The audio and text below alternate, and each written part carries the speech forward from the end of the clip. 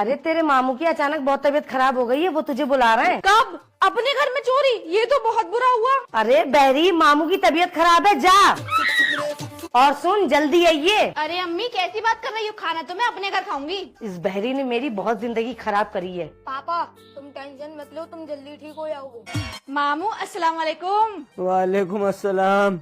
आ गई बहरी दिमाग की नसें हिलाने। और मामू तबीयत कैसी है? मर रहा है। बहुत अच्छे बहुत अच्छे। डॉक्टर ने खाने में क्या बताया है? जहर बताया है। अरे वाह, ये तो बहुत अच्छा है, खाओ खाओ ठीक हो जाओगे। अरे वसीम, मैं इस बहरी को कहीं मार न डालूं। और तुम बताओ, सब बढ़िया है? हाँ बढ़िया है। कब? तुम्हारी भी माँ खत्म हो गई? ये तो बहुत दुख की बात है।